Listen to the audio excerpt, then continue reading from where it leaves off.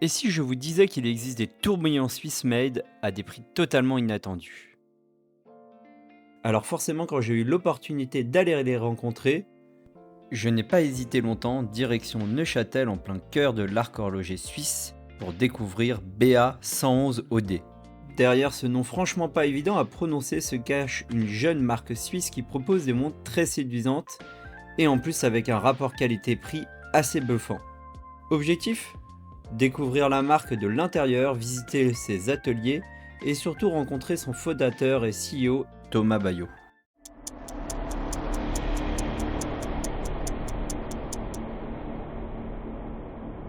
Salut les amateurs d'horlogerie, c'est Olivier de Chronotempus. Je suis aujourd'hui à Neuchâtel pour aller découvrir la marque Baillot. Et donc Baillot se trouve de beaux bâtiments juste à côté du lac. Alors aujourd'hui, il fait pas forcément très beau. Derrière BA111OD ou Baillot plus simplement, il y a avant tout un homme, Thomas Baillot, un pur produit de Neuchâtel et de la région. Il lance sa marque en 2019 avec une idée très claire. Appliquer un concept qu'il enseignait notamment à la Sorbonne, ce concept c'est le WeCommerce. En gros, c'est une fusion entre l'e-commerce et le commerce traditionnel. L'idée? Vendre en ligne, oui, mais en recréant une vraie expérience client. Parce que selon lui, les meilleurs ambassadeurs d'une marque, ce sont ses clients. Un client satisfait, passionné, engagé, c'est lui qui va faire vivre la marque, la recommander et faire un peu du bouche à l'oreille. Le nom BA111ED, il peut paraître donc étrange, mais en réalité, il se lit simplement Baillot comme le nom de son fondateur. Et en fait, ce n'est pas un hasard. Thomas a retrouvé des horlogers dans sa famille jusqu'en 1775. Donc même si la marque est récente, elle s'inscrit dans une vraie tradition familiale. Le cœur du projet est simple. Proposer des montres bien conçues, bien finies, Swiss made et avec un prix vraiment contenu, souvent beaucoup moins cher que la concurrence. Et le résultat est donc assez impressionnant. On trouve des montres autour de 700 à 1000 euros, avec une vraie qualité perçue, mais surtout, la marque propose aussi des montres à complications. Et même un peu le Graal horloger des tourbillons. Pour ces derniers, ils font compter entre 9000 et 16 000 euros. C'est souvent 2 à 5 fois moins cher que certaines marques suisses.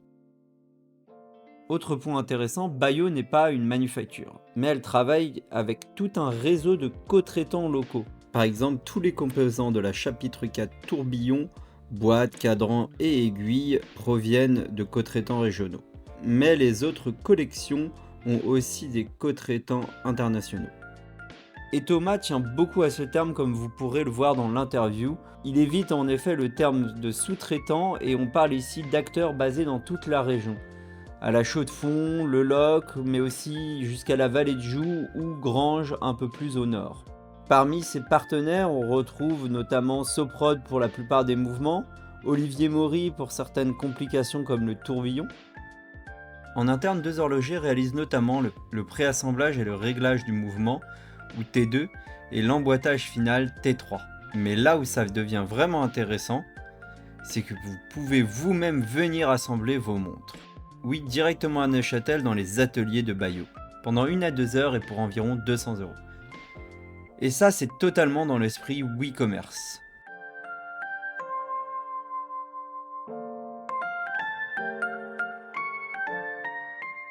Lors de ma visite de l'atelier, j'ai pu voir Réginald, l'un des deux horlogers de la maison, monter l'une des premières chapitre 8 Baillot Family Legacy Héritage, notamment sur les étapes d'emboîtage et de chassage des aiguilles.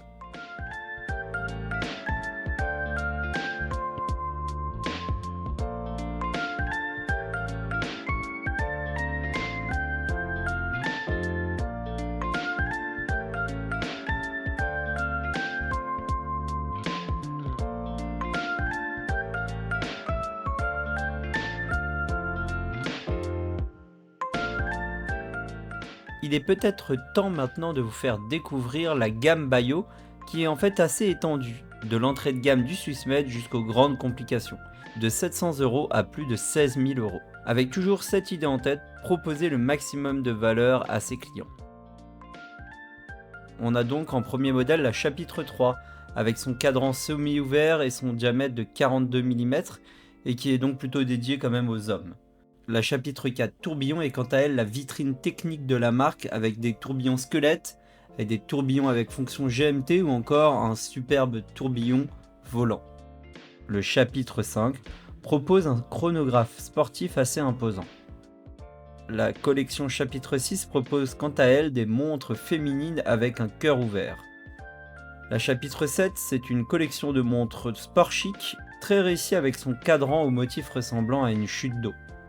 La chapitre Delta, elle, c'est une montre très originale, avec cet affichage triangulaire qui permet de lire l'heure d'une manière assez inédite. Et la chapitre 8, sortie l'année dernière, présente plutôt des montres néo-vintage, avec des modèles 3 aiguilles et d'autres avec une petite seconde et une phase de lune. Dans toutes ces collections, Bayo se concentre aujourd'hui principalement sur les chapitres 4, 7, 8 et Delta. Lors de ma visite de leurs ateliers, j'ai pu passer plusieurs modèles au poignet. Et ça, c'est toujours le moment clé pour vraiment comprendre une marque.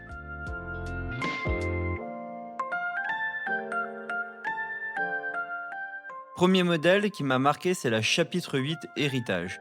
Il s'agit d'une nouvelle chapitre 8 qui a été développée en se basant sur le design d'une montre de poche retrouvée par Bayo et qui avait été créée par un des membres de sa famille à la fin du 19e siècle. On retrouve la boîte de la chapitre 8 classique mais avec un cadran qui est là totalement repensé et ça change vraiment tout. On est clairement sur quelque chose de beaucoup plus classique, plus élégant. Avec dans le détail, on peut voir une boîte donc en acier ou en PVD soft gold avec une lunette concave, un diamètre de 41 mm. Alors oui, je trouve ça un petit peu trop grand. Un cadran très travaillé avec un beau guillochage central et une petite seconde à 7 heures avec effet soleillé. Et des aiguilles de type Breguet vraiment très réussies. Sur la version en acier, elles sont même bleuies. Sur le cadran, on retrouve aussi des chiffres romains qui renforcent le côté traditionnel, alors que sur la petite seconde, ce sont des chiffres arabes. Le tout est monté sur un bracelet cuir façon crocodile. Franchement, au poignet, c'est une montre qui a beaucoup de présence et d'une vraie élégance et j'ai beaucoup apprécié. Surtout la version dorée, ce qui est étonnant parce que moi je suis plutôt montre acier normalement. Concernant le prix de cette belle chapitre 8 héritage, c'est environ 1400 € en France. Autre belle surprise, la chapitre 7, donc ce modèle de montre sport chic avec bracelet intégré. Et là aussi, c'est clairement une belle réussite, le tout surtout pour des prix aux alentours de 900 000 €. Déjà au poignet, elle est très confortable et bien équilibrée grâce à son boîtier en acier de 40 mm. Petite particularité justement de ce boîtier, il y a une belle lunette à 10 pans, un cadran avec motif vertical façon cascade qui est très dynamique et qui est disponible en plusieurs couleurs dont du vert, deux sortes de bleu et un noir, et des index facetés avec du Super Luminova. À l'intérieur, on retrouve un Soprod P024 qui est certifié par l'Observatoire de chronométrie de Genève, donc un niveau de précision équivalent au COSC avec la même norme ISO. Dernière collection que j'ai pu tester et sans doute la plus belle, les chapitres 4 tourbillons. Et donc je ne pouvais pas passer à côté de ces superbes modèles. J'ai pu en essayer plusieurs et honnêtement difficile de choisir. Les mouvements et les tourbillons sont développés spécifiquement par Olivier Maury pour Bayo.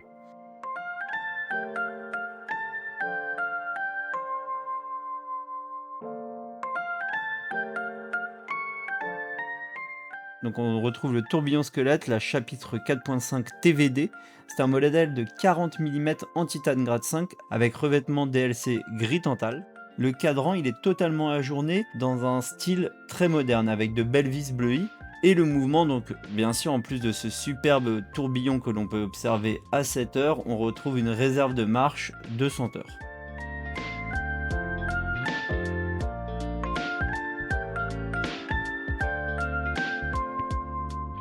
Ensuite vient la version GMT tourbillon, avec son boîtier en titane grade 5 avec un PVD or 5N, un diamètre de 44 mm, un peu grand mais pour une montre de ce type ça peut passer, et un cadran gris soleillé, avec un tourbillon à 7 heures et un second fuseau horaire GMT à 1 heure.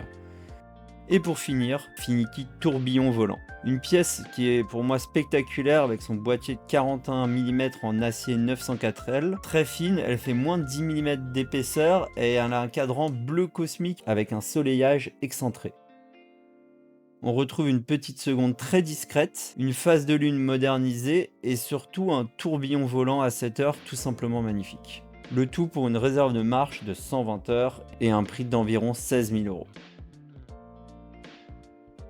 Donc comme vous l'avez pu le voir, mes deux préférés sont vraiment la Chapitre 4 Infinity Tourbillon Volant, pour son côté spectaculaire et horloger, et aussi la Chapitre 8 Bayo Family Legacy en PVD Soft Gold pour son côté élégant et sa polyvalence au quotidien.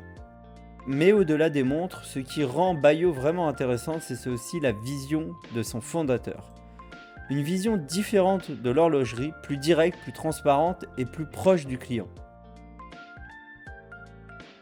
J'ai donc échangé avec Thomas Bayo directement dans leurs ateliers et je vous propose maintenant de découvrir quelques extraits de cette interview où il revient notamment sur la création de la marque, le concept du e-commerce et sa vision du marché horloger actuel. Et si vous souhaitez voir l'interview complète, elle est disponible dans une vidéo dédiée sur la chaîne. Je suis aujourd'hui avec Thomas Bayo, le fondateur de Bayo. Ou qu'on dit aussi Béa sans Audet. Quelle est l'histoire un peu de Bayo et comment tu es venu à fonder cette marque? D'abord, je suis né dans une montre. Je suis né à Chaux-de-Fonds, je suis vraiment un enfant de la vallée. En fait, les terres neuchâteloises sont là où on retrouve la plupart des cotraitants. Des gens qui font les montres, les pièces détachées, les différents composants des montres sont faits ici. Et moi, j'ai grandi dans cet univers-là. Et il y a plus de 20 ans, j'ai fait mes premiers pas. Avec mon petit attaché-caisse, même je portais une collection et j'allais visiter les points de vente pour vendre. OK. Mon job, c'est la vente. Hem Et j'ai commencé une belle carrière qui maintenant dure depuis plus de 20 ans, qui m'a amené après une année à partir à l'international et j'ai pendant 15 ans arpenté le monde pour construire des réseaux de distribution, Ah ce qui d'accord. veut dire vendre les magnifiques montres qu'on produit. Finalement, quand on parle d'industrie horlogère, tout le monde entend horlogère, ils oublient que c'est une industrie régie par une règle, faire du profit. Ouais, Et il y a plusieurs manières de faire du profit. Il y a faire du profit ou faire du fric. Et faire du profit, j'ai aucun problème. Faire du fric, j'ai un peu plus de problèmes. ouais. Dans les petites marques, on va être plus, on a peut-être un peu moins aussi de marketing, un peu moins de budget, qui est envoyé au Alors, c'est clair qu'on marketing. n'a pas des centaines de millions pour sponsoriser la F1, ça Voilà c'est et on sûr. essaye surtout de mettre en avant son produit. Alors qu'on peut le voir dans certaines grosses marques, Son c'est produit, mise en son avant son produit. savoir-faire ou surtout sa passion, et c'est ce qu'on fait Voilà, ici. c'est ça. Et c'est ce que je dis toujours et dans toutes les décisions que je prends, et il y en a beaucoup à prendre chaque jour, Mmh. passion avant le profit. Et avec un respect profond, on verra après, pour 2 acteurs Mmh. clés qui sont largement ignorés dans l'horlogerie. Un, ceux qui font les montres, et puis ceux dont on parle pas non plus, mais par contre qui payent le salaire de tout le monde, et les petits fours et les verres de champagne, c'est le client final. Finalement, celui qui, en Oui, achetant une montre, celui qui fait paye, vivre ben, l'industrie. c'est celui qui fait vivre tout le monde. Et je trouve qu'on les remercie pas assez. La décision de faire des montres ou de faire ma marque, elle, Heu, est assez cocasse, en fait, et c'est pas un mythe, je ne voulais pas créer une marque. Et je me suis mis à enseigner dans les MBA où j'enseignais la distribution horlogère internationale, OK. le commerce, ce que j'ai fait pendant 15 ans, et j'ai enseigné la composante digitale qui est venue évidemment, agrémenter ou complexifier, ou au contraire faciliter l'accès à la distribution, puisque la distribution digitale, le e-commerce, c'est l'accès direct des marques à votre, Au client téléphone final, portable voilà. qui est avec vous. Donc le e-commerce, et j'essaie d'expliquer dans mes conférences et dans mes cours que l'un comme l'autre, le commerce comme le e-commerce, c'était 2 modèles économiques sous-optimaux. Ouais, bah, Et oui. moi, je proposais une voie phigitale entre la voie physique et digitale que j'ai OK. baptisée le «oui-commerce», qui est l'évolution du e-commerce. Le oui-commerce, oui, c'est nous. C'était un modèle communautaire qui finalement s'appuyait sur, je pense, la donnée la plus honnête possible et la plus véridique, c'est celle de quelqu'un qui a acheté le produit, qui en a fait l'expérience et qui va vous en parler. Ouais, en fait, c'est faire du bouche à oreille tout Bouche à simplement, oreille. Ça fait mais 10 000 ans que ça marche et ça s'est basé sur quoi? Sur le plaisir qu'on a de partager ce qui nous fait plaisir et ce qui nous passionne. mmh, Et l'horlogerie une montre est un objet de plaisir. Et ce qu'on récupère en s'appuyant sur la diffusion des clients, on ne se le met pas dans la poche, on le réinjecte dans le produit.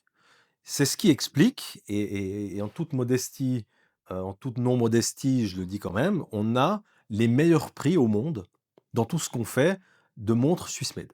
un modèle qui respecte justement ce que j'ai dit au départ, c'est-à-dire ceux qui font les montres et les co-traitants à qui on achète les pièces détachées, on les paye très, très bien et ceux qui les achètent, vous, en offrant le meilleur produit possible au meilleur prix possible. Certaines de vos productions, certaines de vos montres qui sont à moins de 1 000 €, qui proposent des mouvements automatiques, et tout ça avec du Swiss made en grande partie. Et un magnifique design puisqu'on a un Voilà, designer et un à design en l'interne. plus, maison, enfin voilà, Ouais, et le tout assemblé, dans vos propres à locaux. la main, ouais. On se dit qu'en effet, il y en a qui forcément font plus de marge et tout ça. Il y a forcément quelque chose qui vous permet, vous, d'arriver à des prix qui parfois, sont similaires à certaines marques même qui peuvent produire, en Asie. Et donc il y a un phénomène assez cocasse, c'est que pas mal de gens, du coup, on a des prix tellement incroyables qu'ils nous croient pas Ouais, c'est ce que j'ai et entendu, qui justement disent: «Ouais, mais c'est pas possible, les tourbillons, on est en 100 Swiss made». On a été sous enquête, hein, mais des gens ont mmh, été voir en Chine pour trouver des évidences de mes méfaits supposés, ils ont rien trouvé. Qualifier un journaliste un des secrets les mieux gardés de l'horlogerie suisse, notre marque, ça commence à se savoir un peu, mais oui, pour l'instant, on vend 3/4 ici en Suisse romande dans la Watch Valley, Edmond Gousset. Et donc cet héritage culturel, ce qu'on a cherché à faire, c'est de quelque part de le ressusciter, c'est-à-dire de redonner vie un tout petit peu à l'idée de cette montre Gousset à travers cette montre qui sera lancée demain.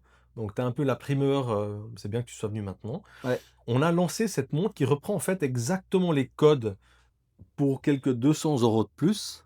Les clientes et les clients peuvent venir ici, assembler leur montre. On parle Ouais, pas mal de co-traitants ouais, et on entend plutôt souvent sous-traitants, absolument, ouais. c'est pourquoi? Parce que tu C'est un les peu considères pas militant. pareils? Bah, je considère pas qu'ils sont en dessous, Voilà, c'est ce que je pensais, c'est avec, mmh. parce que jusqu'à preuve du contraire, un co-traitant s'il traite pas, ben, il peut être sous, su, ben, on n'a pas de montre. Dites-moi en commentaire ce que vous pensez de Bayo et surtout quelle montre vous attire le plus. Et bien sûr, pensez à vous abonner à la chaîne Chronotapus pour ne rien manquer des prochaines vidéos horlogères. A très bientôt!